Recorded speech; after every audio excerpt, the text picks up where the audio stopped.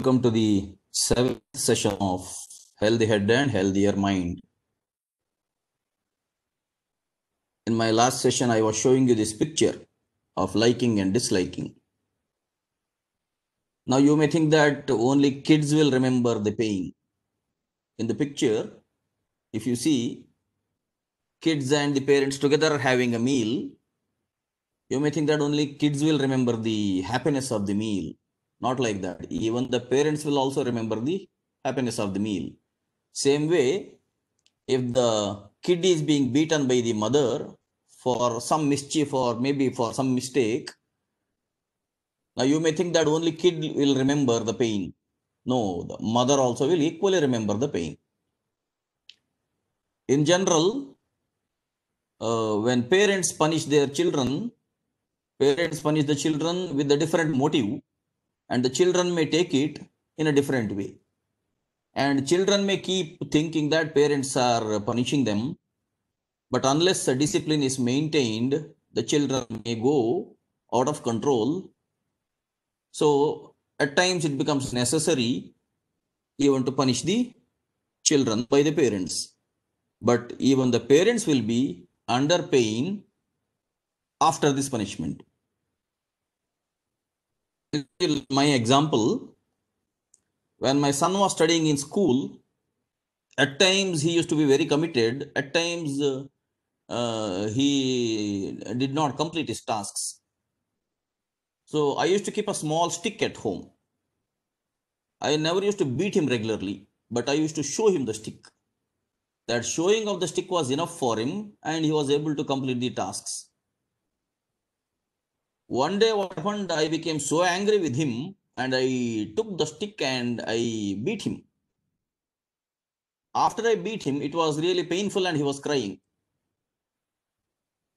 And for the next 1 hour, I was at unrest. I could not sit peacefully anywhere.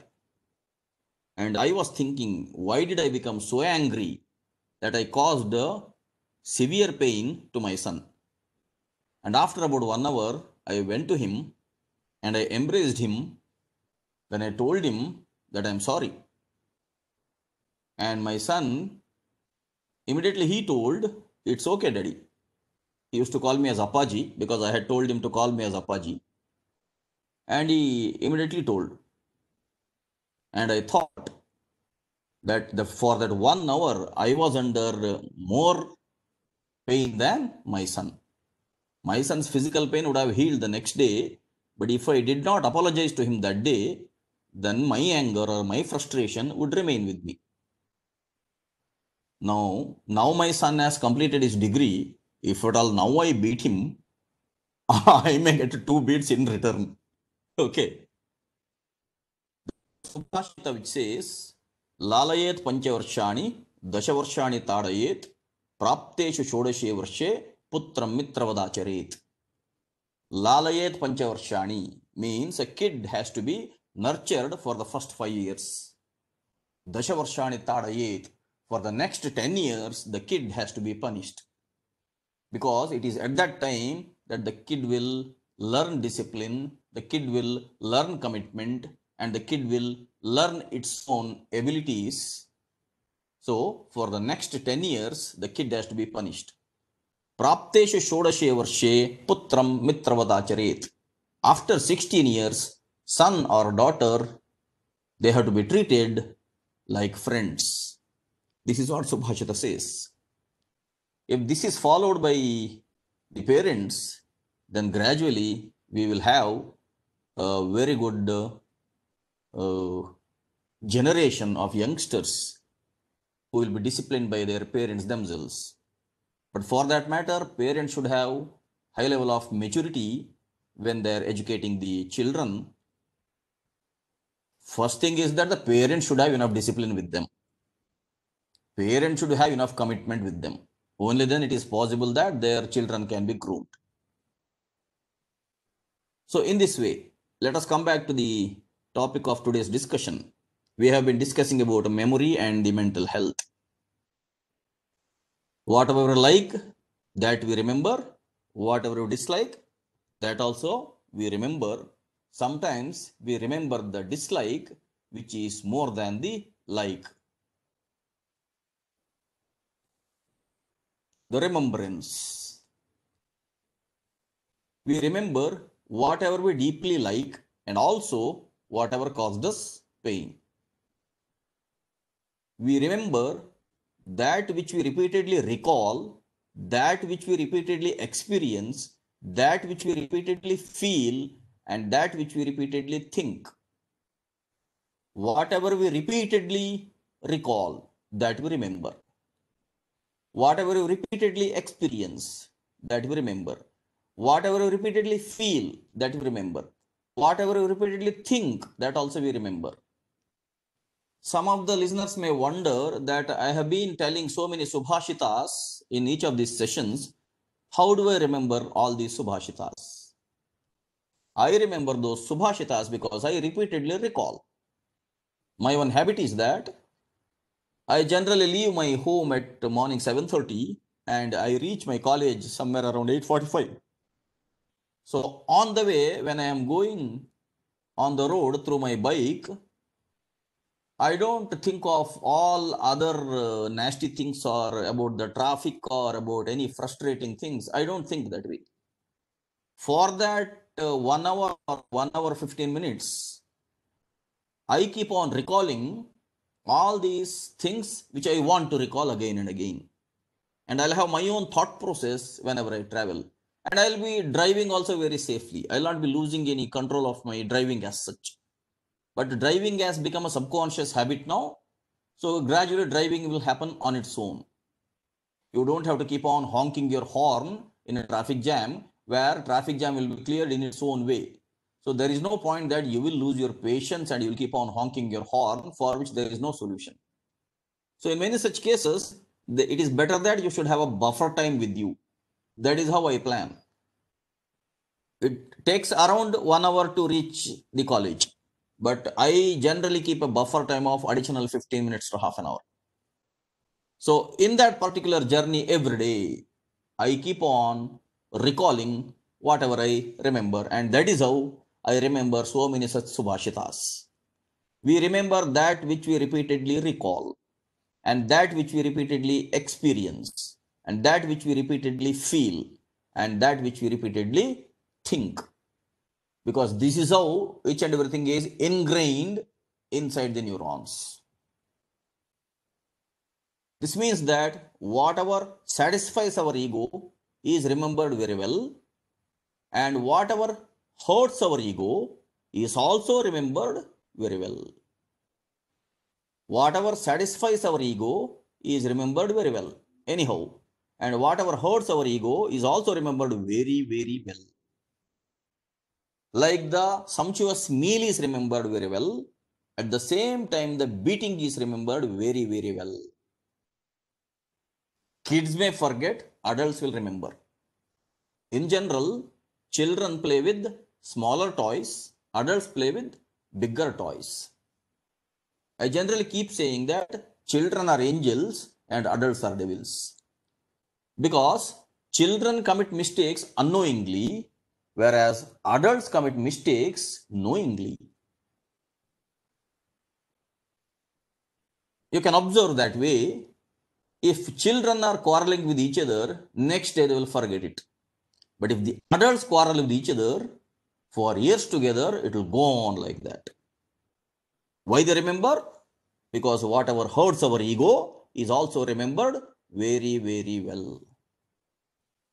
Now, if at all your brain keeps on remembering all that which is hurting you over a period of a few years, you are going to become a sadistic, frustrated person. You made yourself that way. So the solution is, if at all it is hurting your ego, then reduce your ego. There is a very subtle difference between confidence and arrogance that I have been telling you earlier also. Ego is part of every moving living being. Whichever is having a brain, that is having amygdala, that is having ego. As I told you yesterday, ego is basically a chemical reaction that is happening in a small portion inside the brain called amygdala. But mind is not a chemical reaction, intellect is not a chemical reaction, memory is not a chemical reaction. Memory has multiple dimensions. Those who have heavy ego, they are the people who are always becoming angry and frustrated, under hot temper. That means, why should we increase our ego? Ego is necessary only for a particular situation. As much of ego is required for the situation, only that much of ego must be exercised. But that requires a personal control. That requires a self-control. With those people who do not have this personal control or the self-control, they will remember more and more of hurtings only. So this means that whatever satisfies our ego is remembered very well anyhow. Whatever is pleasant, that is remembered very well. But whatever hurts our ego is also remembered very, very well. That is when gradually mankind becomes man unkind. Human beings become inhuman beings. Because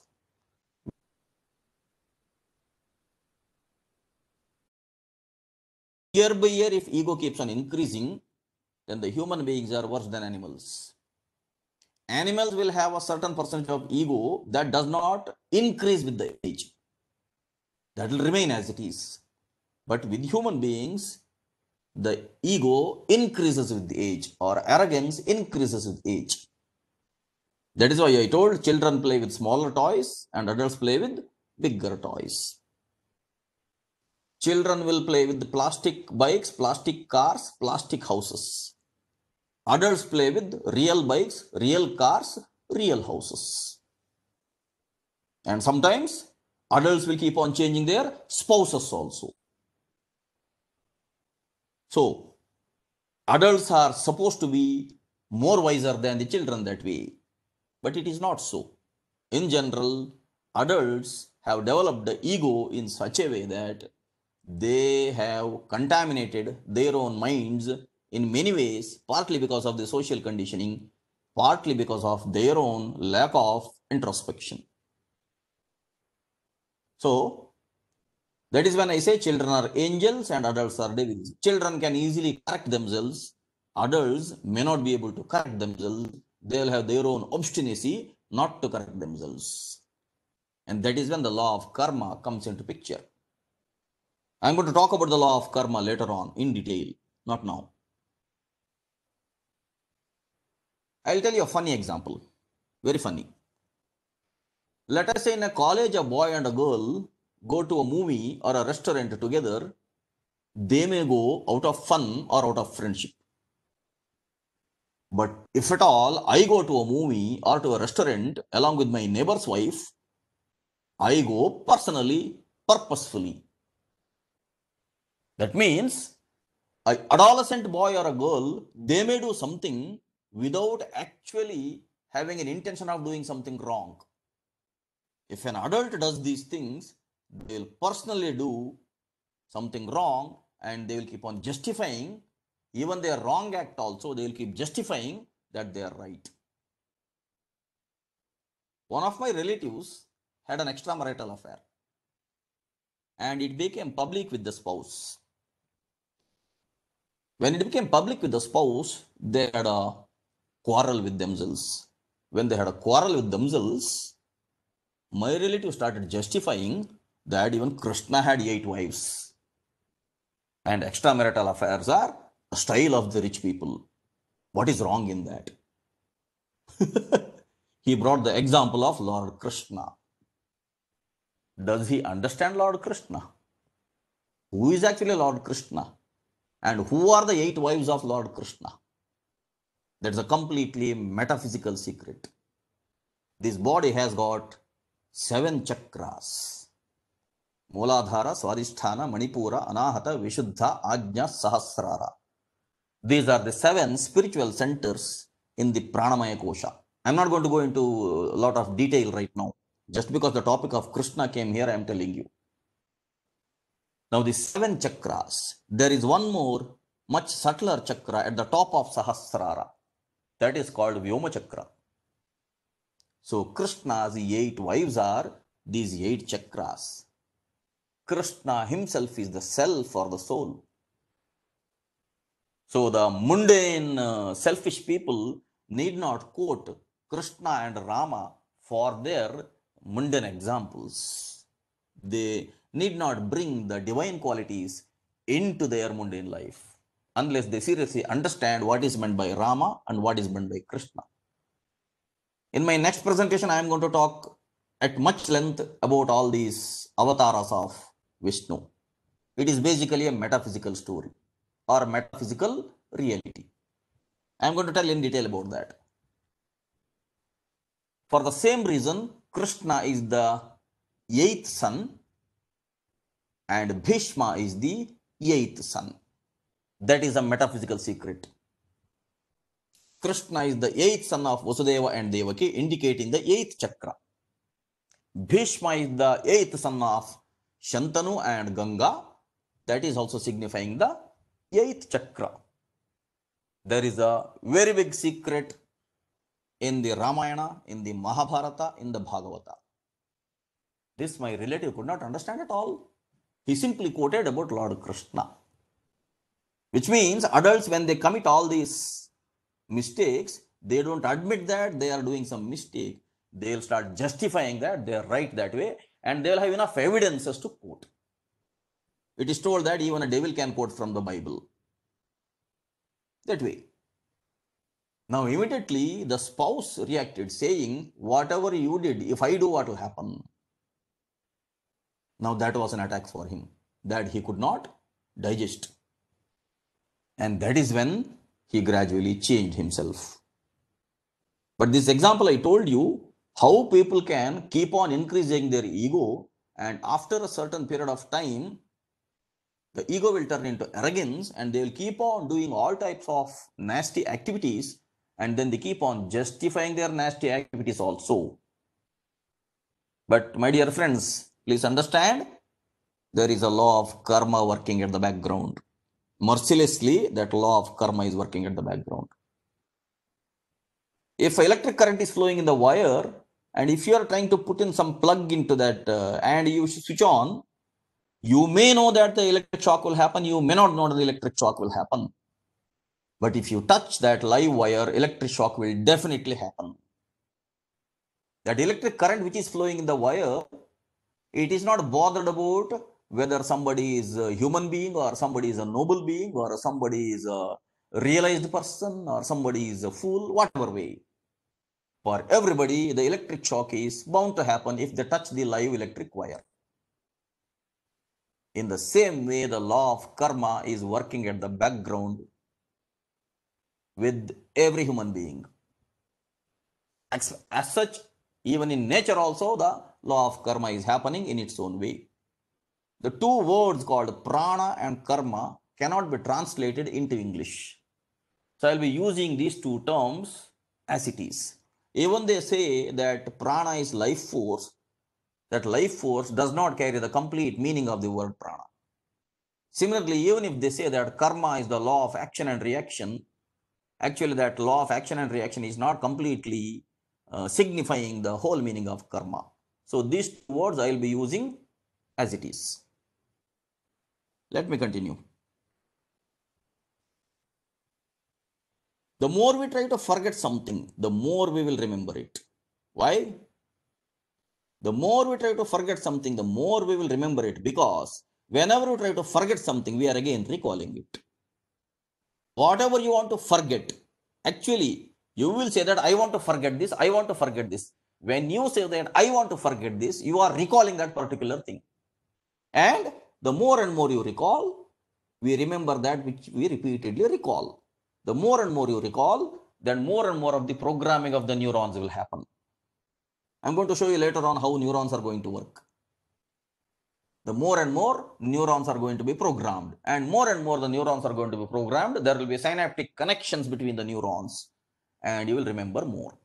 That is why the more we try to forget something, the more we will remember it. Okay. Now, when people cannot forget something, then they will get addicted to some drinking habits or smoking habits or all other habits. going away from the house and having an illicit affair with somebody else, or staying away from home and having a relationship with somebody else. People do all these things just to forget the pain which they have at home. But the cause for the pain which is at home, they themselves are the cause for that. Because of their increased ego, they many times they only create such situations of pain and they try to go away from the pain. And when they try to go away from the pain, they cannot forget something. In order to forget something, some of them will become drug addicts, some of them will become drunkards, chain smokers, and this goes on. So the more we try to forget something, the more we will remember it. Then, what is the best way to forget? The best way to forget is to divert. The best way to forget is to reduce the ego. The best way to forget is to cleanse your memory.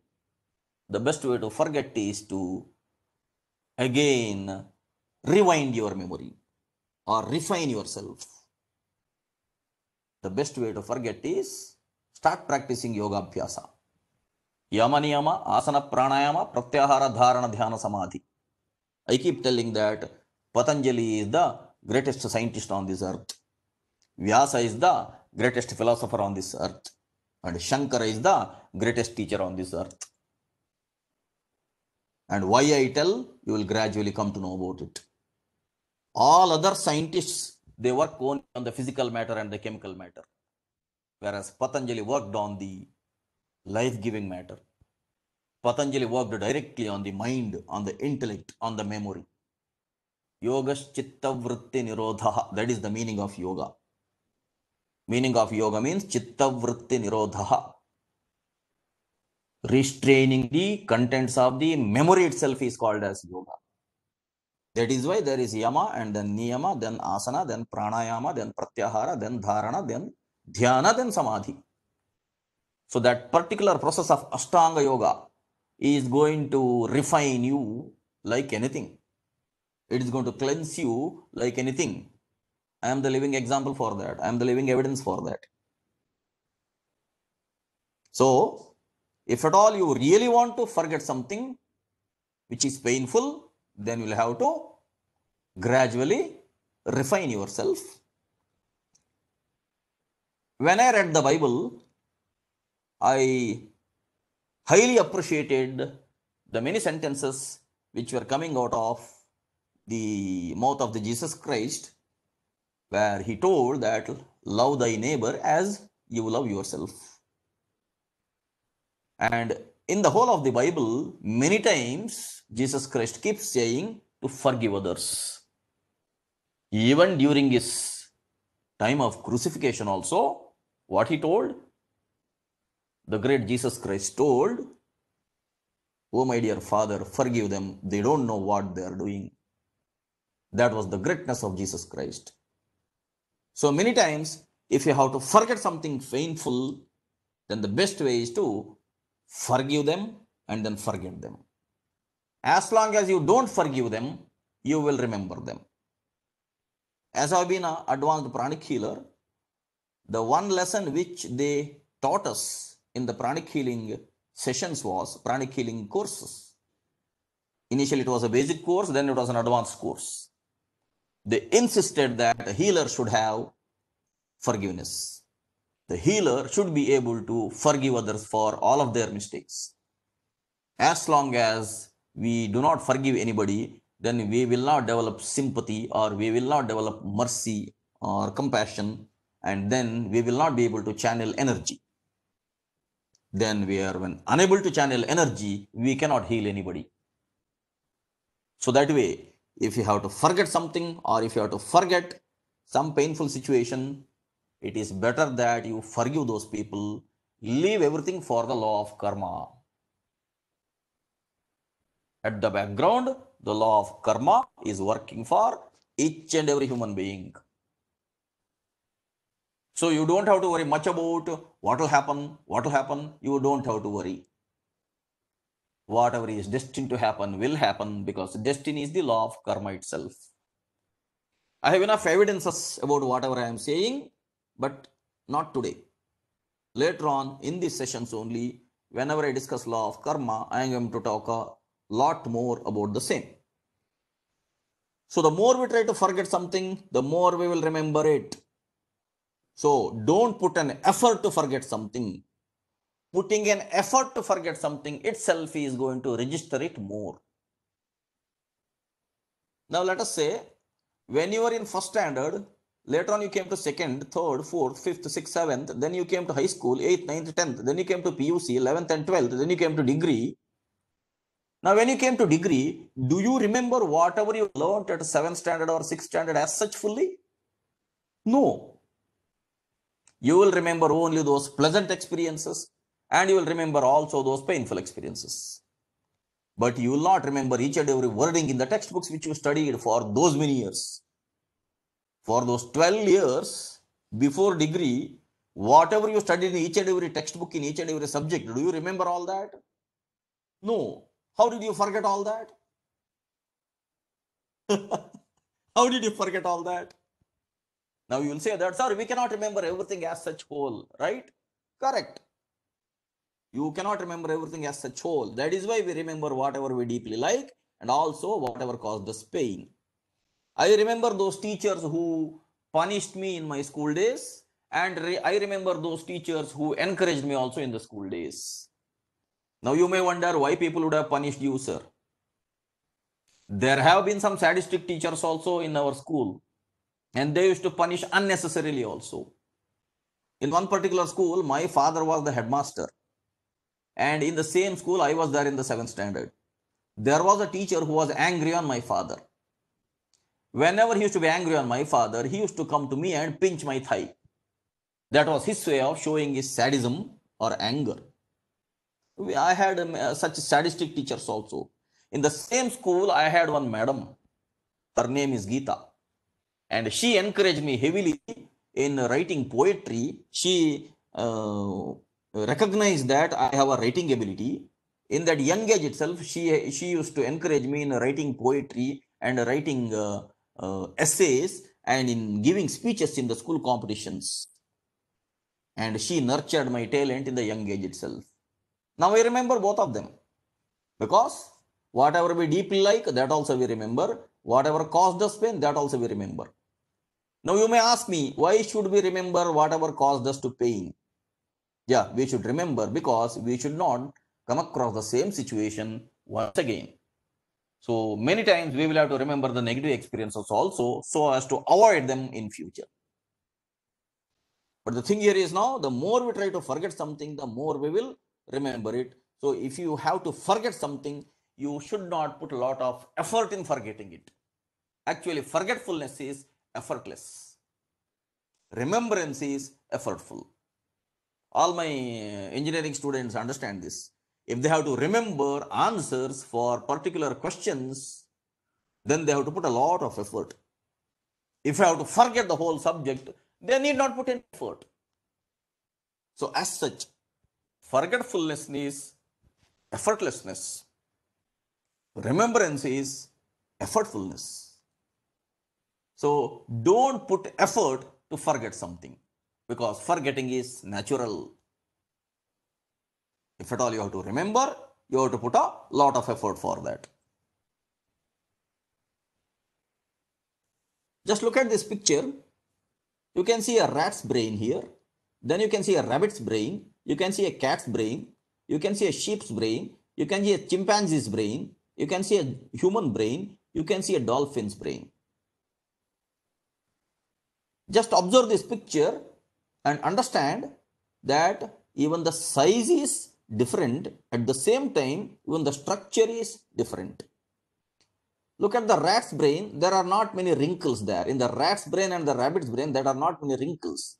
In the cat's brain, you will see more wrinkles. In the sheep's brain, you will see much more wrinkles. And in chimpanzees and humans and dolphins' brain, you can see many more wrinkles.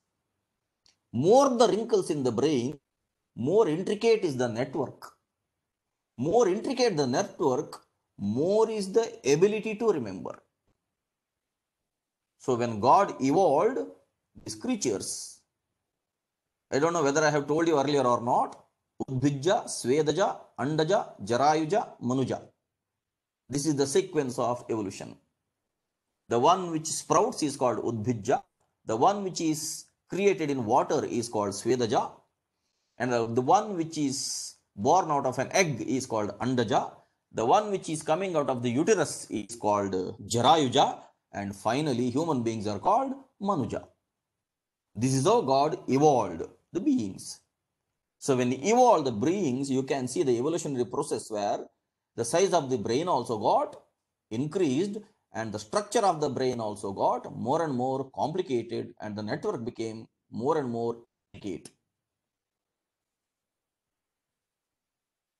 In general, let us discuss only these three brains: reptilian brain, mammalian brain, and neocortex or the thinking brain. You can see this picture where there is a stem-like structure. That stem-like structure you can see here in the rat's brain also, in the rabbit brain also. That is like a stem-like structure. That is a reptilian brain. Human brain has got all these parts now. And then you can have a mammalian brain where the structure gradually increased. The structure of the brain gradually became bigger. That's the mammalian brain. In the human brain, at the top part, you will have a lot of wrinkles and an intricate network. That is now the thinking brain. Reptilian brain, it is basically survival instincts. Mammalian brain is basically emotions, connection, and rewards. And the thinking brain is basically thinking, planning, and deciding. You can see the snake. The snake's brain is only of this particular shape. That's why this shape of the brain relates here. And the mammalian brain is like this, and the brain of this puppy is same as this particular brain. Whereas the human brain is much larger, which means even the human brain contains these three. Even the human brain has a survival instinct, just like a reptile is having. It has an emotions, just like a mammal is having, and it has a thinking ability. That is, repeat my sentence saying God evolved human beings out of apes only.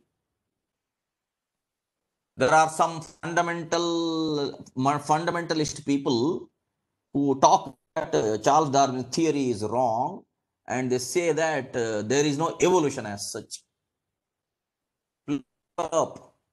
All such fundamentalist people who keep on believing on your own religious books, please wake up. Understand the evidences which the nature is offering. Understand the evidences which the science is offering. It is a physical evolution which has happened on this earth millions of years before, when reptiles got evolved into dinosaurs.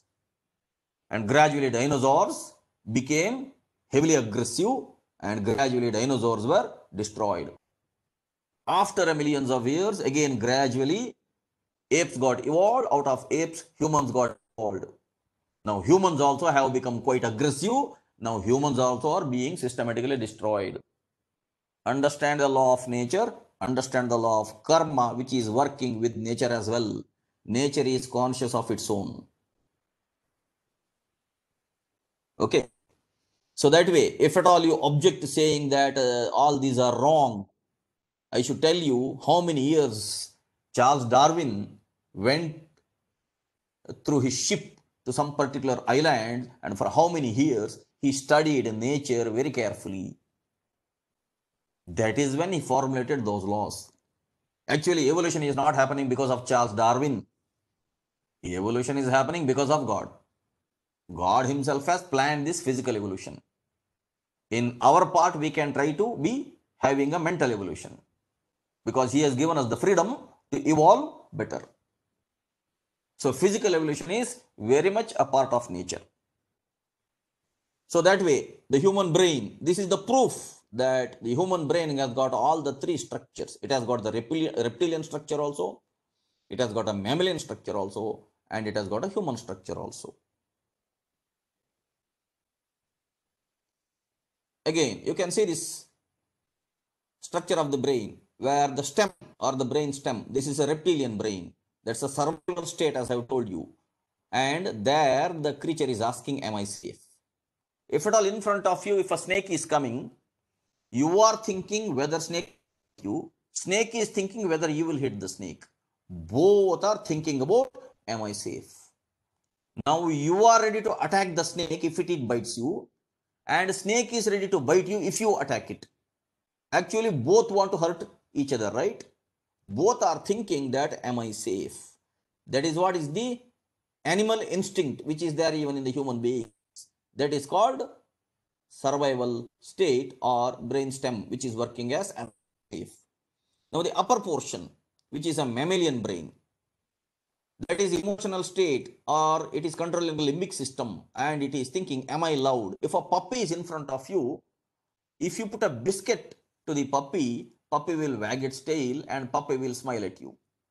At the same time, if you have a stick in your hand, then the puppy will not be wagging its tail.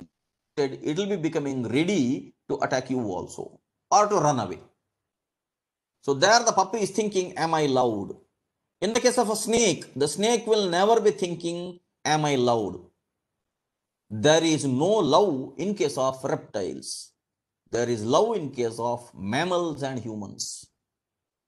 There is no emotional bonding or love in case of reptiles. Most of the reptiles are single. Snakes are always single. So their only thinking is, am I safe? There will not be any company. Except for their mating purpose, two snakes will not be together at all. Snakes will be always alone. Most of the reptiles also will be almost alone. Think about a lizard. It is always alone. You will not see two lizards, three lizards having a company there. You will not see any lizards having a friendship with each other, because that type of brain is not there for them. Actually, brain itself is a part of physical evolution. So when God evolved those creatures, all those things were not imparted into that brain. So a snake will not think, am I loved? A lizard will not think, am I loved? But a puppy will think, am I loved? A cat will think, am I loved? That is the emotional state. Now, as far as the human beings are concerned, at the upper side of the brain, that's an executive state, especially the prefrontal lobes. What can I learn from this? Human beings are more logic than other mammals. They will learn by experience. They can refine by experience. They can become more and more intelligent by experience. Actually, even the other animals also, if they are trained, they can be also more intelligent. You would have been seeing the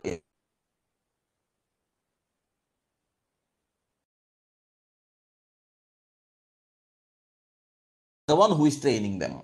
So human being has got much larger abilities when compared to the other beings.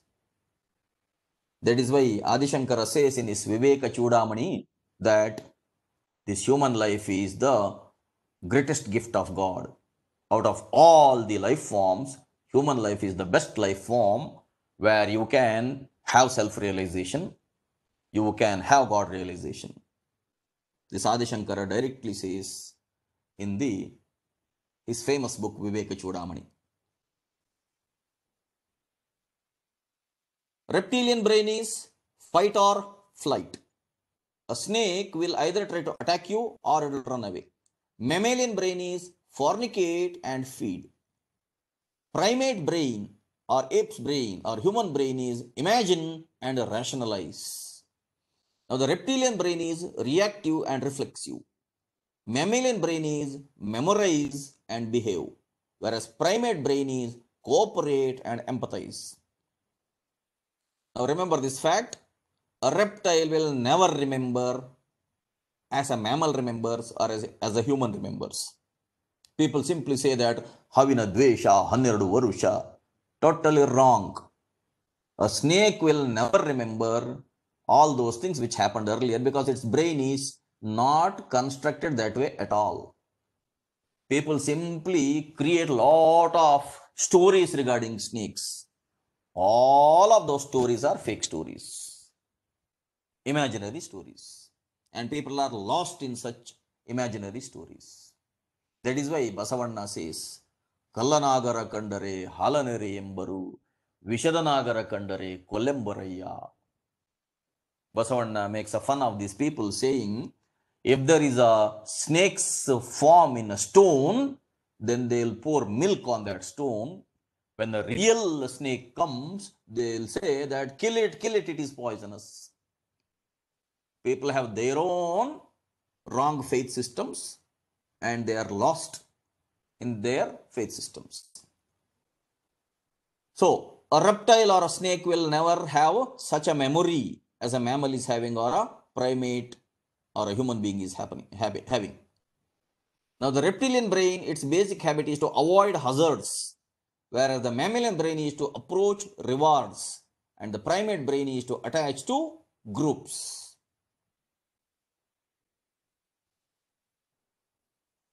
When stimuli are perceived, you have now 5 stimuli. You have 5 senses: Shabda, Sparsha, Rupa, Rasa, Gandha. These are your 5 senses. When these stimuli are perceived, there is an encoding happening, and that engram consolidation is happening, and in that consolidation a long-term potentiation is happening, then a storage is happening. In the storage, recognition or inference or reconstruction is happening, and recall or retrieval is happening.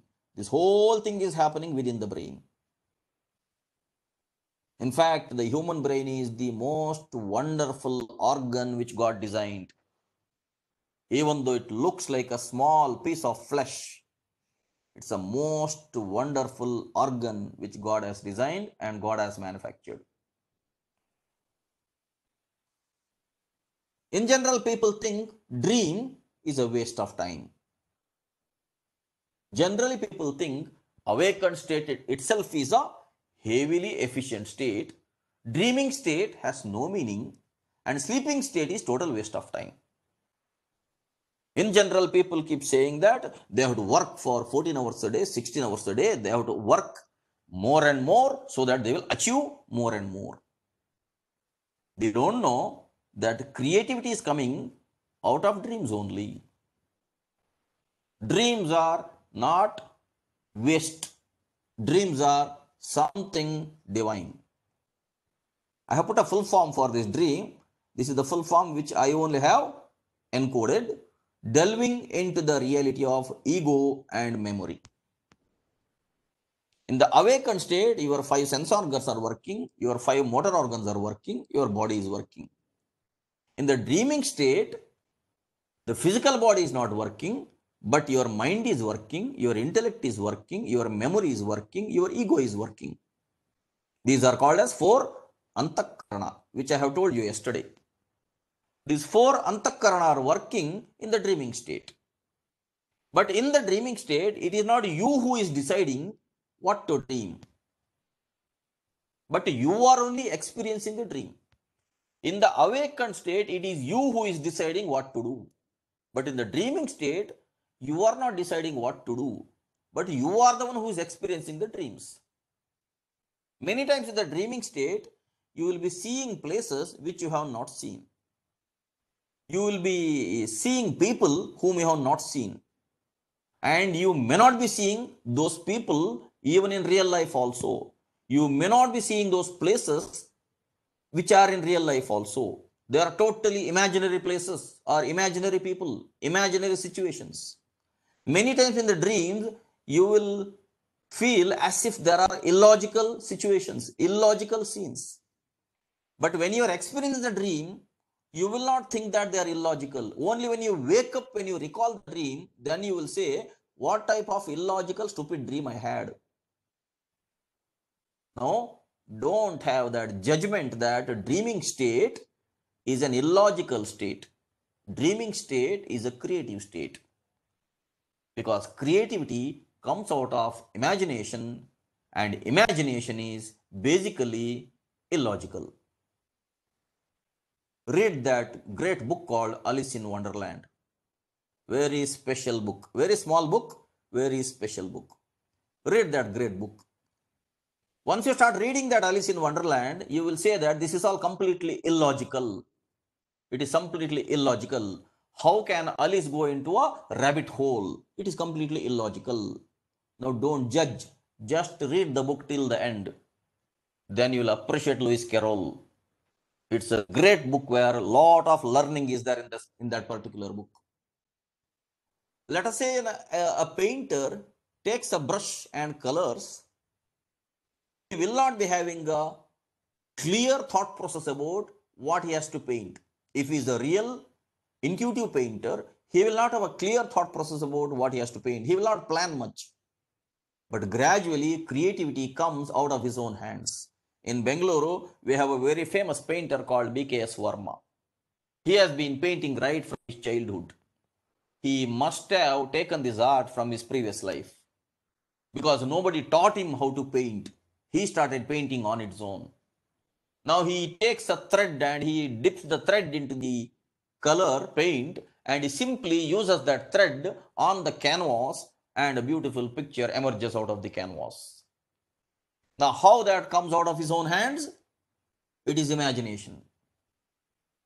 Creativity and imagination are always together. And that imagination, creativity itself is happening inside the dream. Actually, almost all dreams are divine dreams, provided you allow them to happen within you. So when you go to bed, you should not carry your frustration to the bed. You should not carry your anger to the bed. You should not carry your tension to the bed. You should not carry a mobile phone to the bed. You should not keep the mobile phone below the pillow. Later, I'm going to tell you the bad effects of mobile phone also. When you go to sleep, you should go to sleep with a very simple mind, very clear, cleansed mind. I'm going to give a tip today. If you want to follow, you can follow that. Yesterday, I told to all my Hindu friends that you can write one verse of Bhagavad Gita every day. My Christian friends can write at least one verse of the Bible itself every day, taking a 200-page notebook. My Muslim friends can write at least one verse of Quran also in a 200-page notebook, in whichever way they want to practice. It is up to you.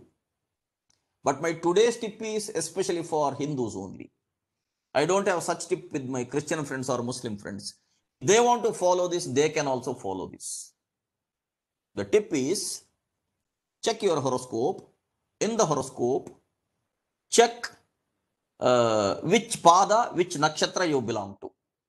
There are 27 asterisms, 27 nakshatras. Each nakshatra has got 4 quarters. Each asterism has got 4 pada.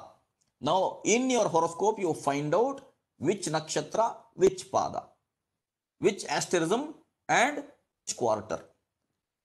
Now, pick up this book, Vishnu Sahasranama Stotram. This Vishnu Sahasranama Stotram is containing 108 verses. There are totally 27 asterisms and 4 quarters. 27 into 4 is 108. Means, for each and every person on this earth, there is one particular verse in the Vishnu Sahasranama Stotram.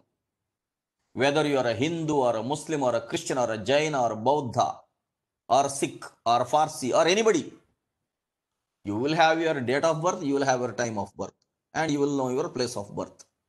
If you know these 3 things, you can get your horoscope done. Simply in the internet also, you can find out your own asterism and its quarter.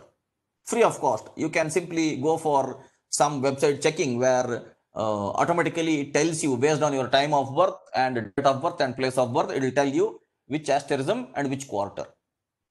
Now, if you are Ashwini Nakshatra Prathama Pada, the very first verse in the Vishnu Sahasranama Stotram, Vishwam Vishnu Vashatkaro Bhuta Bhavo Bhavat Prabhu Bhutakrit Bhuta Bhavo Bhutatma Bhuta Bhavanaha. That is the very first verse. That is for you.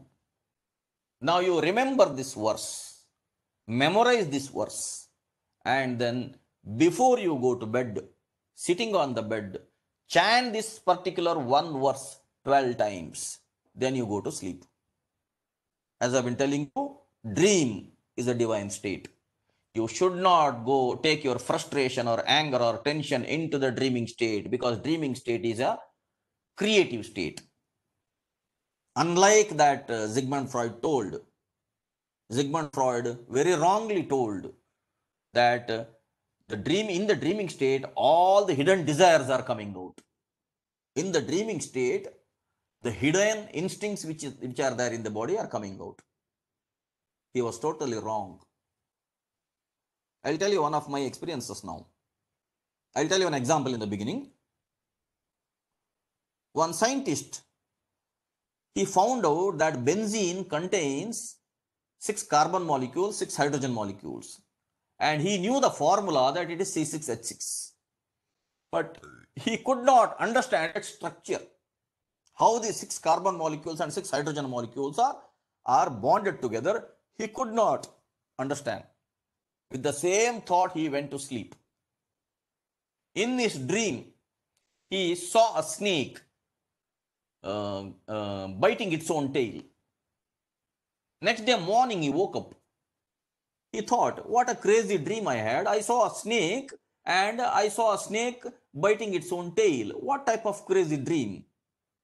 But suddenly, that C6H6 cyclic structure, he suddenly recalled, this is benzene structure. That means he got this idea from his dream only. I'll tell you one of my recent experiences. I had many such experiences. Only one experience I'll share with you now. I had sent one research article to Springer Journal, and a second review was happening. In the second review, 3 reviewers had asked me to correct the paper in some other ways. One particular reviewer asked me to draw the diagram in a different way. Now I am using Scilab and MATLAB for simulation. The reviewer, whatever he is asking, that is clear to me. But how should I plot that graph? That is not clear to me. I really don't know how to do it. So that night, thinking about the same thing, I went to sleep. Next day morning when I woke up, I had not yet got down from the bed. Suddenly I got the idea about how to plot it in Scilab. And I immediately noted down the idea and I plotted the graph. I had submitted back to the journal. This is my very recent experience. This way, if I keep on telling you, I have so many such experiences. So, don't think that dream is a waste of time. Actually, dream is the medium between you and God. In the deep sleeping state, you are not there. In the awakened state, only you are there. In between, there is this realm called dream, which is basically a creative aspect of the mind. But the dreams will be creative aspect of the mind only if you keep your mind clean and pure. Otherwise, your dreams also will be a horror. You will have a nightmare. Let us say before going to sleep, you kept on watching some TV channel. In the TV channel, there is a crime scene running or a crime movie running or a fight scene is running. And the same memory you carry to your dream, what will happen? In the dream also, just look at this. Encoding, consolidation, storage, recall, retrieval. Now you are making your brain a trash basket. So I gave you one tip now. This anybody can follow, irrespective of their religions or caste or creed or whatever, they can follow. Vishnu in Sanskrita. Vishati Ashnati iti Vishnu. That is in Sanskrita. Vishnu is not a Hindu god as such. For a god, the Hindu name is Vishnu. As soon as I say that Vishnu Sahasranama Stotra, people need not think that it is a Hindu god. God is neither Hindu nor Muslim nor Christian. God is God. Languages are different, wordings are different. So in Sanskrita, there is a Vishnu Sahasranama Stotram as part of Mahabharata written by Vyasa. Vyasa, a great, wise philosopher. He put 108 verses in that Vishnu Sahasranama Stotram for all the people on this earth. Because everybody who is born on this earth, they are born in a particular asterism and they are born in a particular quarter. They are born in a particular nakshatra and they are born in a particular pada. Read Linda Goodman's sun signs and Linda Goodman's star signs. I have read them many years before.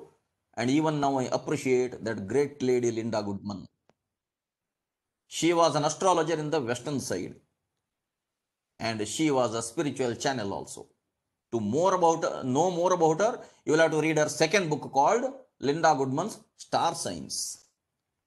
But first you read Linda Goodman's Sun Signs, and you relate to whatever she says along with your own nature. After reading the book, you will come to know about astrology that way. Astrology is also divine that way. I am not telling about the astrology which is coming in the TV channels. Astrology is part of Veda. Shiksha, Kalpa, Vyakarana, Nirukta, Jyotisha, Chandas. These 6 are part of Veda. They are called Vedanga. Whatever is the astrology you think of is not actually the Vedic astrology. There is something called Ganita, there is something called Phalita. So this Phalita is whatever people are thinking that it is real astrology. That is not that. Don't get yielded to such things. You are the owner of your destiny. You are the writer of your own fate. Law of karma is working for everyone as such. That Jyotisha which is there in the Veda is a pure mathematics, by means of which eclipses are also accurately predicted. That is how even today we have a Panchanga system. Tithi, Vara, Nakshatra, Yoga, Karana. That Panchanga system even now we have. So take my suggestion seriously. Buy that small pocket booklet, Vishnu Sahasranama Stotram, or in the internet it is readily PDF is available. Check your star, check its quarter, find out that shloka which is meant for you. Ashwini Nakshatra, first pada, first verse. Same way Ashwini Nakshatra, second pada, second verse. Third pada, third verse. Fourth pada, fourth verse. Then Bharani Nakshatra, first pada is fifth verse. That way it goes on till Revati Nakshatra, last pada, totally 108. Now, your particular verse, you find out from this divine book and memorize that one particular verse, and then before going to sleep, you chant this 12 times. Then you go to sleep. You are entering into the realm of God Himself. Because dreaming state is a bridge between you and Him. That is where creative aspects are coming out. So remember this again, delving into the reality of ego and memory. In the dream also, ego is there because experience is there. You are experiencing. And in the dream also, memory is there. Based on whatever is there in the memory, then only creative aspect is happening. For example, when that scientist went into sleep, he had the memory of C6H6 and he had ego, but he did not know the structure. The structure came out through the dream. In my case, I had the memory of the values that I should plot the graph, but how to plot the graph, that I did not have. I was the one who is experiencing. I had the ego in the dream. The morning when I woke up, suddenly I had this idea. This is called intuition. Tuition from inside is called intuition. I get so many ideas in this way only. That way, dream is a special state between you and God. Okay, let me continue.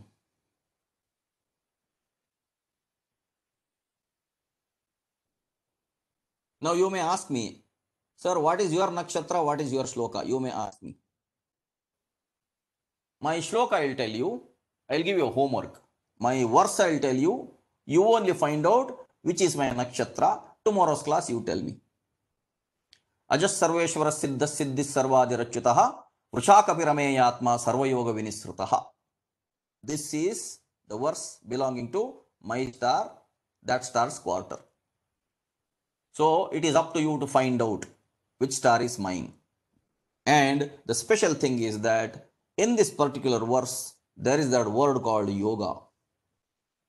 Ajas sarveshvara siddha siddhi sarvadirachyutaha vrushakapi rameyatma sarvayoga vinisrutaha. That word yoga is there. Which means what? which means that he had a purpose for my existence. Somehow he made me to come into the path of yoga. He made me to do lot of good works in this life. He is the one who is right now inspiring me to take these sessions also. You may believe, you may not believe. It is up to you. My experience is my experience. Your belief is your belief. It is up to you to believe or not to believe. That is part of your karma. This is part of my karma.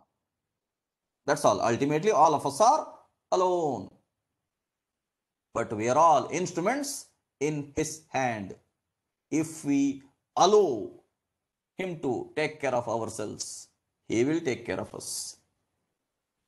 But otherwise, if we think that it is we who are there, then we may be simply isolated. Because we think that awakening state itself is the great state. If we don't take care of the dreaming state, then that is where the creative aspect is lost.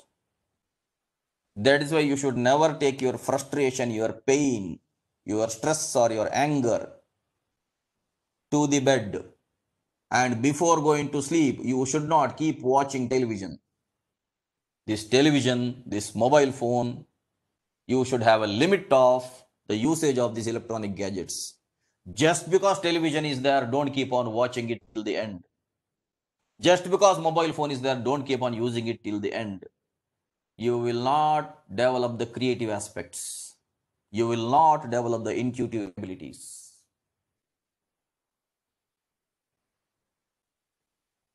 What are the activities happening during dreaming?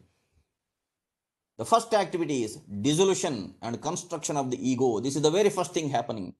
From the awakened state, you are going to the dreaming state. From the dreaming state, you are going to the deep sleeping state. In the awakened state, you have ego. In the dreaming state, you have ego. In the deep sleeping state, you don't have ego. That means whether to construct the ego or to dissolve the ego, that decision is happening through the dreaming process. This is a very important aspect. Very important aspect. On a daily basis, your ego is being dissolved at night and it is being constructed in the morning when you wake up. And dream is in between. Actually, you will have two types of sleep called REM sleep and NREM sleep. Rapid eye movement sleep and non-rapid eye movement sleep. Whenever you have a rapid eye movement sleep, that is the dreaming state. Whenever you have a non-rapid eye movement, there is no eye movement at all, then it is in the deep sleeping state. You can observe somebody who is snoring. At that time, you can see that his eyes are not moving. He is snoring, making sound, but his sound is not causing him to wake up because he is not listening to his own sound. You are listening to his sound. His eyelids will not be moving. That is a deep sleeping state where the person's ego is dissolved. But in the dreaming state, eyelids will be continuously moving around because a three-dimensional movie is going on inside.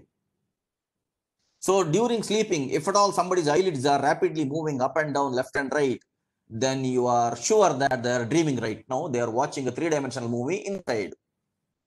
If the eyelids are not moving, then you are sure that they are into deep sleeping state. So such 5 or 6 cycles happen at each night. And when you wake up in the morning, you will come through dream state. Go to the dreaming state, then you'll go to the deep sleeping state, again dream, again sleep, again dream, again sleep. Last dream, afterwards you will have awakened state. So that last dream you will remember, because that was the last dream you remembered. Last dream you experienced, which one you will remember. Okay, that is how ideas or intuitions come into picture. So this is the first activity which is happening during dreaming, dissolution and construction of the ego. The next thing happening is storage and erasure of memory. It is during dreaming itself all these things are happening about how to encode, how to consolidate, how to store. And morning when you wake up, you will recall or retrieve. So the storage or erasure of memory is happening in the dreaming process itself, because in the deep sleeping state, pituitary gland, pineal gland, they are working. Pituitary gland is going to release oxytocin, vasopressin. Pineal gland is going to release melatonin and serotonin. So the endocrine system is working in the deep sleeping state and the hormones are secreted in the deep sleeping state. Body is being cleansed and maintained in the deep sleeping state, whereas the organization of the memory is happening in the dreaming state. That is why, again, come back, delving into the reality of ego and memory. That is DREAM. Lastly, as I've already told, imagination or creativity enhancement is happening during dream. So from now on, take care of your mind. Don't think that dreaming process is something trash, something useless, something illogical. Take it from me that if you respect your dreaming state, you will become as wise as me or maybe more wiser than me. Because intuition is not just my ability, intuition is your ability as well. If you follow the tips and suggestions which I have been giving to you, then you will become more wiser than me, provided you take care of your mind. So today's story, I'll take a small break to drink water.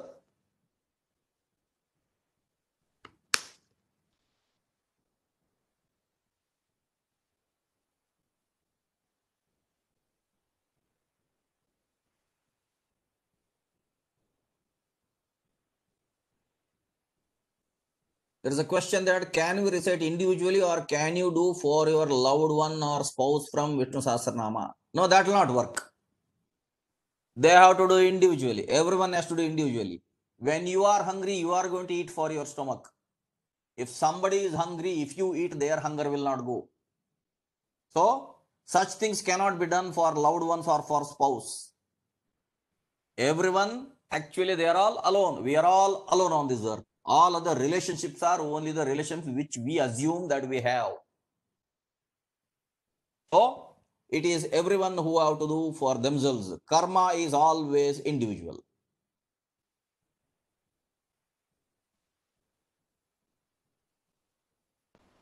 Okay, this is the story which my very good friend Gangadhar from Tumkur, he is now one of the leading architects in Tumkur city. His father told me many years before. One mother had two sons. One son was working in the agricultural field and the other son was going to a college and studying. And the son who was working in the field, he was stout and healthy. The son who was going to the college, he was very thin and weak. So, daily, the mother used to feed very sumptuous food to the son who was going to the college and studying. And she was feeding general food to the son who was working in the agricultural field. One day, the person who is working in the agricultural field, the elder one, he started thinking, my younger brother is a waste fellow, useless fellow. He does not help me in any of this agricultural work.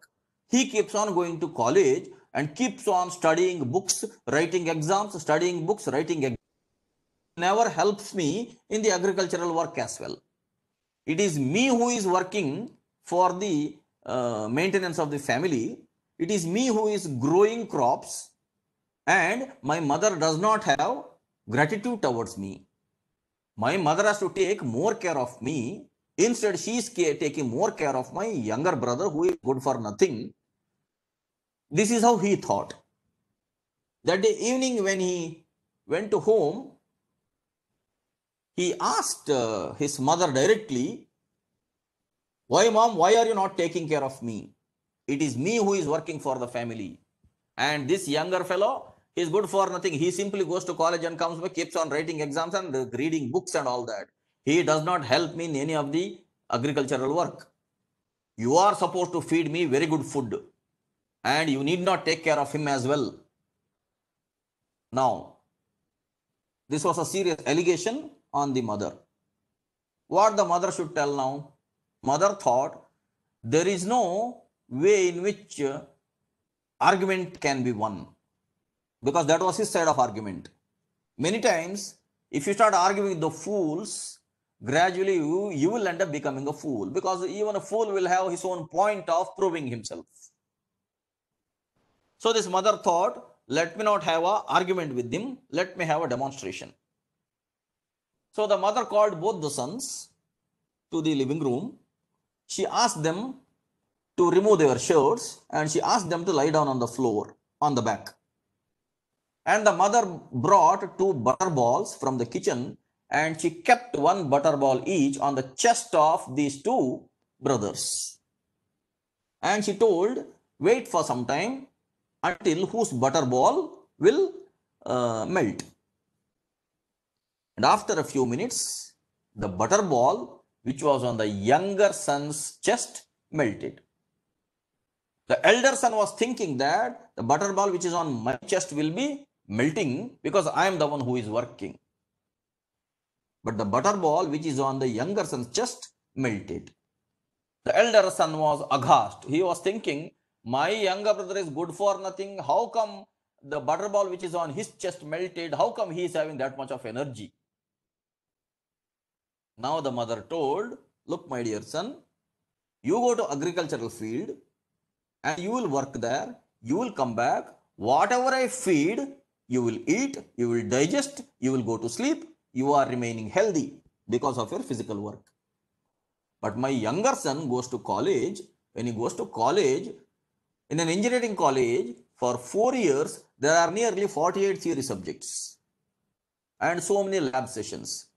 Each theory subject will have 3 internal tests and 1 external exam. Now so many students are happy that exams may not happen because of this particular situation. But exams are bound to happen. Whether online exam or offline exam, they are bound to happen. For the final year, they are bound to happen. For the other semesters, it may be relaxed or it will be relaxed. I cannot tell it here in the session now. Only for this particular semester. Otherwise, the tension is there for the next semester. Don't think that the corona will stay till the next semester. Corona will not stay till the next semester. Okay. So this way, the person who goes to college, he has to study a lot. He has a tension. He has deadlines of submission of assignments and quizzes. And there is a lot of work to be done. Syllabus coverage, semester and exam. So he has got a mental tension. Because of that mental tension, his body remains warm always. Now you don't have that tension, due to which whatever I feed, you will digest. In my second son's case, it is not so. I am not partial with both of you. I am not partial. But if I don't take care of him well, he will lose his health because of his overnight work. As soon as you eat, you will go to sleep. But my second son, he has some other work pending. He will keep on writing notes at night, and due to which health is at stake.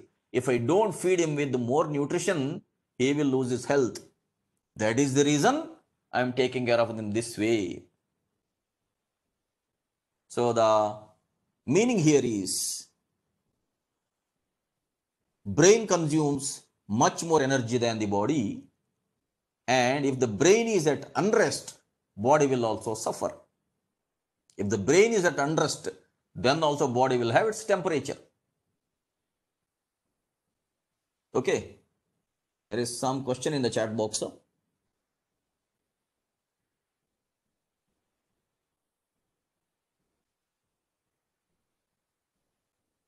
How do you find the order of the nakshatra?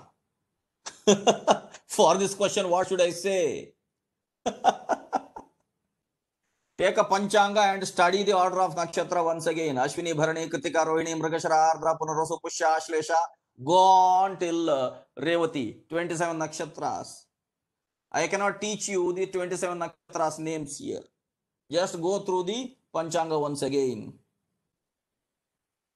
Many times dream comes as falling down from top of a cliff or such places. What may be the reason? This is part of the law of karma. Whenever you have such repeated dreams, this is connected to your previous life. Okay. Many times, whenever you find the same repeated dreams coming again and again and again, which means that it is connected to your previous life. If you keep on seeing that falling down from top to bottom of such cliff is there, that means maybe you had one such physical death in one of your previous lives. Solution is whatever I have told you now. This particular chanting of the verse from the Vishnu Sahasranama every night before going to sleep 12 times, that itself is the medicine for any such bottlenecks or any such storages which are there in the mind. As I have told you, brain is chemistry, but mind is not chemistry. Mind is bigger than chemistry. Mind is not in the brain. Brain is in the mind. If you don't understand this sentence right now, don't worry. You will understand it gradually. Brain is not in the, mind is not in the brain. Brain is in the mind. People keep thinking that there is mind inside the brain. Wrong. There is brain inside the mind. I'll not explain it today. You will gradually understand it in my sessions only. So if at all you have such horrific dreams, repeated dreams, then it means that you have had such experiences earlier. The solution is whatever I told you, that itself is the best solution. That is enough. And gradually, after a period of few months or after a period of 1 or 2 years, you will never have such dreams again, because your mind gets cleansed and organized. What is the significance of writing one shloka every day? That is the question. If you can write 2 shloka, go ahead. If you can write 3 shloka, go ahead. Okay. I'm not stopping you from writing more shlokas.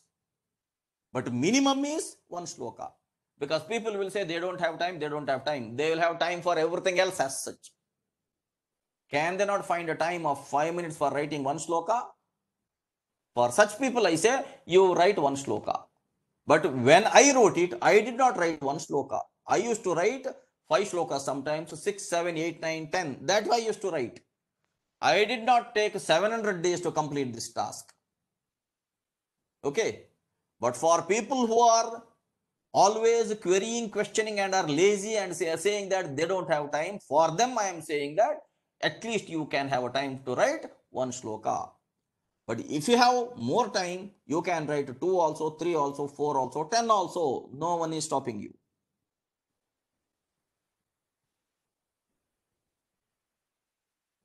Okay, Pratap has typed one link here. He has given a link here. You can try this link. Okay, my friend Sridhara is telling that he has started today and completed 10. Congratulations. Keep up the same spirit. And even Kavita is putting one, this is for that person who was the order of the nakshatra. Kavita has put the link in Wikipedia where the order of the nakshatra, list of nakshatra, padas, everything is discussed. Hindus are supposed to study more about Hinduism now. Okay. Fine. I think I'll proceed with my slide now. So you have understood that during the process of dreaming, these are the 3 things happening. All these 3 things are divine things. These 3 things are not human things. On a daily basis, the dissolution of the ego is happening. And in the early morning, when the construction of ego is happening, it is not happening because of you. That means it is not a human activity. It is a divine activity. Similarly, storage and erasure of memory that is happening, it is not happening because of you. You are aiding it or you may be harming it. Because of your own disorganized mind, you may be causing harm to yourself. Otherwise, if you just leave it for itself, whatever has to be stored, whatever has to be erased is naturally happening. That is when all other birds and animals on this earth are having a happy sleep. Only the human beings are taking sleeping pills. Why human beings take sleeping pills? Sleeping pills are again narcotics, sedatives. Why they are taken? to harm the nervous system, to stop the functionality of the nerves themselves, so that they'll get a difficult sleep. But they'll get into dreaming state. Whoever takes sleeping pills, they will never get into dreaming state. Why? It is an emergency. If somebody takes a sleeping pill, health is immediately upset. Sleeping pill goes into the stomach. Immediately stomach senses that it is a poison. Priority is shifted towards the stomach now. Similarly, whenever a drunkard drinks, he will never have dream. He will directly go into sleeping state, because drinking alcohol is again harming the stomach. So the attention will be shifted towards removing the poison from the body. These drug addicts, chain smokers, drunkards, they will never be able to dream. They are polluting their body and they are harming their mind. They will not have any creative ability. Now, some of you don't tell me that when somebody drinks alcohol, they will get more ideas. Yeah. There are people who justify that activity also. Just like somebody justifies his extramarital affair as comparing to Lord Krishna, somebody else will justify that they will get very, very good ideas when they are drinking alcohol. No, those ideas you get when you are in the awakened state, in the intoxicated process only. If at all you go into deep sleep because of the alcoholic effect, there you don't have any dream and no creative abilities at all. Creative ability is a divine activity. It cannot be induced by drugs or by liquor. In general, for my yoga classes, even for the junior batch, very first batch, now I am at a very strict condition that no madhyapana, no mamsahara, no dhumrapana. I will not admit those people into my classes also. If persons are drinking liquor, persons are smoking cigarette, persons are consuming meat, they cannot come into my classes at all. I first tell them, cleanse your body, cleanse your mind. At least this much you can do in the beginning, then you come to my yoga classes. Otherwise, there is no point that you keep spoiling yourself. I'll keep washing you. I have not taken a contract to wash people that way. It is up to you to wash yourself and cleanse yourself. So people should not say that by drinking alcohol they will get ideas. No. So that storage and erasure of memory as such is happening. It is again a divine activity. It is again not a human activity. What you want to store, what you want to erase, many times it is not at your hands. How this process happens, I'm going to show you in my next slides. And as I already told you, imagination and creativity enhancement, again, this is not a human activity, it is a divine activity. I'll come back to the example of B.K.S. Verma. When he was a small kid, when he was in school, he used to take this charcoal and write drawings on the shirt of the student who was sitting in front of him in the bench. And all the students started complaining that whenever they sit in front of this B.K.S. Verma, and he will use a charcoal and do drawings on the shirts. Now the teacher heavily complained against him, and B.K.S. Verma left his home, because in the school he was not interested in studying whatever teacher is teaching. He had this inborn ability of drawing when he was a young kid, and he gradually ran away from his home and he came to Bengaluru. From Bengaluru he ran away to Chennai. At Chennai there was a film studio. In front of the film studio there was a paint kept, there was some canvas kept. This boy, when he went there, he simply picked up that paint and he drew some picture through his own hand on the canvas, not using the brush, only using the hand. Now the producer of that film was inside the studio. Accidentally he came out, he saw this boy doing this drawing, and he saw this young little boy is having a talent of drawing. And he told this particular boy that for all my film banners you only write. And that is how B.K.S. Verma started writing banners for the films. Now think about this question: how come that creativity came out of a young boy who was not formally trained for drawing or for painting? Which means he has learnt it in his previous life. Whatever he has learnt in the previous life, the divinity allowed him to continue even in this particular life. Again, this imagination or creativity is not a human activity, it is a divine activity.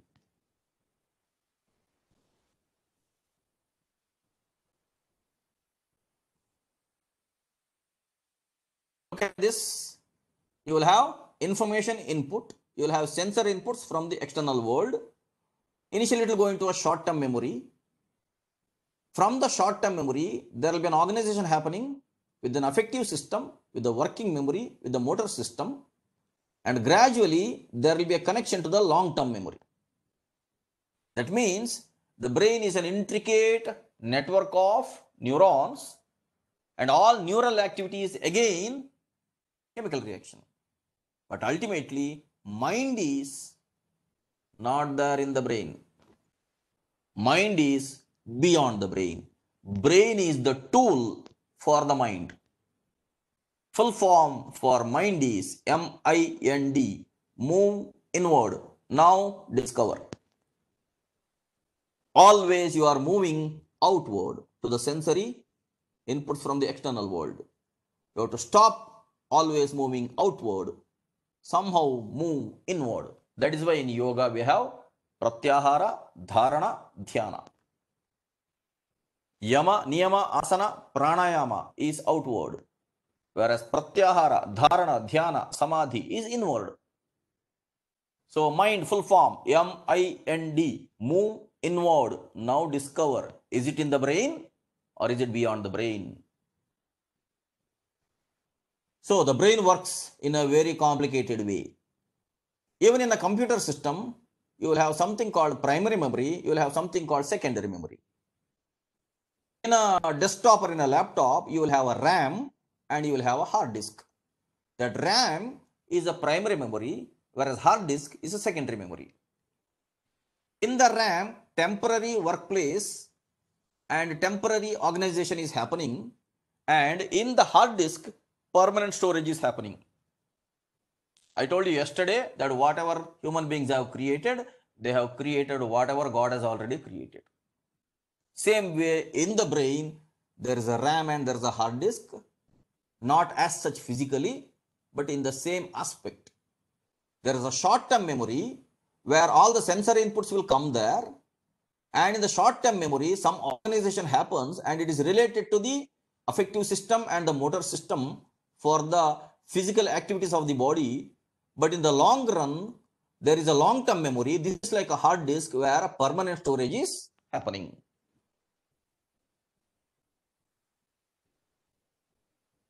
This is my last slide for today. Human memory, we can divide it into three parts: sensory memory, short-term memory or working memory, and long-term memory. Sensory memory is less than 1 second. For example, you see something or you listen to something that may be less than a second. Suddenly you may listen to a bus's horn or a car's horn or a bike's horn or a bird chirping. It may be less than 1 second. Or you may see somebody walking on a street only for a few milliseconds. That is sensory memory. Now, short-term memory, when that sensory memory goes inside, that short-term memory, it gets registered in the working memory inside the brain. There it is less than 1 minute. And within this 1 minute itself, whatever I showed you in the previous slide is going to happen. Now, there is something called long-term memory where the memory gets gradually organized and it is stored on a daily basis during dreaming state. It is not happening during awakened state. This memory organization is happening during dreaming state. That is a lifetime memory. Whatever gets stored during dreaming state, that will remain. There is nothing called good and bad memory. Good and bad is with you. Whenever it is stored, it is simply stored. Whatever is repeated, that is stored again and again and again. For example, let us say most of the auto drivers and cab drivers in Bengaluru, they keep on using foul words. Why they keep on using foul words? They keep on repeating those words. When they keep on repeating those words, that gets stored in their long-term memory. Why Arvinda keeps on telling Subhashita? because Arvinda keeps on repeating Subhashita. And when he keeps on repeating, recalling Subhashita, that is got stored in the long-term memory. That itself is that, nothing else. So it is up to you who should decide what is good, what is bad. In the memory, there is nothing like good or bad. For example, yesterday, as I told you, neither the pen drive, nor the DVD, nor the hard disk, they don't have anything called good or bad. They are just storage organs. They are just the parts which we use for storing. There is nothing called good thing stored or bad thing stored in this memory devices. Same way, once it gets stored in the long-term memory, there is nothing called good or bad. That is where intellect comes into picture. Decision making comes into picture about what to store, what not to store. That is where law of karma comes into picture. That whatever you store, that only you recall. As you sow, so you reap. This is told in the Bible by Jesus Christ. That as you store, so you recall. That is what is law of karma. Whatever Bhagavad Gita says, same thing Bible says, same thing Quran says, same thing Grantha Sahib says, same thing Zendavesta says, same thing Tripitaka says, same thing Agama says, in their own language. Law of karma is universal. So it is up to you to decide what is good, what is bad. That logic human beings are supposed to develop. That is long-term memory. Now, this long-term memory is a lifetime memory. It can have an explicit memory. It can have an implicit memory. That means some conscious memory, unconscious memory. Now, in case of B.K.S. Verma, it was an unconscious memory. Actually, it is not a lifetime memory also. It is beyond life memory. Okay. There are so many such unconscious memory which are implicit memory. If there are good memories, you can nurture them. If there are bad memories, you can erase them by the practice of meditation. Anyhow, I'll be having practical classes for you later on. Now, there is explicit memory, which is a conscious memory. You know that you remember. Implicit memory, unconscious memory. Many times you don't know that you have with you. For example, Lata Mangeshkar was never knowing that she was having that singing ability. But somehow that singing ability was uncovered from her. Now we know that she is a nightingale of India. We know. Same way, there are some hidden memories. When a favorable time arises or when a favorable situation arises, that hidden memory comes into surface. Until then, it may remain submerged. That is called implicit memory. Now, again, implicit memory, unconscious memory can be having some skills and tasks. I have already told you the example of B.K.S. Verma. Explicit memory, which is a conscious memory, it can be a declarative memory where you remember the facts and events, and it is again classified into episodic memory and semantic memory, where events and experiences are called as episodic memory, facts and concepts are called as semantic memory. You need not go through all these technical terms. It is not as such necessary for you to remember all this. Me also, only when I see this slide, I remember. Otherwise, I also don't go through all these terminologies. If you practice whatever I told, then brain knows how to take care of itself. You don't have to worry much about how to take care of your own brain. Actually, it is not your brain. You belong to the brain. If you say that it is your head, no, it is wrong. You belong to the head. You are using the head, you are using the brain. Brain is independent of you. Brain knows how to work. You may know what to work, you may not know what to work. That is up to you to learn. Brain already knows how to function. If people leave the brain for working for itself, with less amount of stress, peaceful life, healthy life, clean mind, less of ego, then brain will take care of itself and brain will take care of you also. With this, I'll stop for today. We will meet again tomorrow. Until then, take care and bye bye.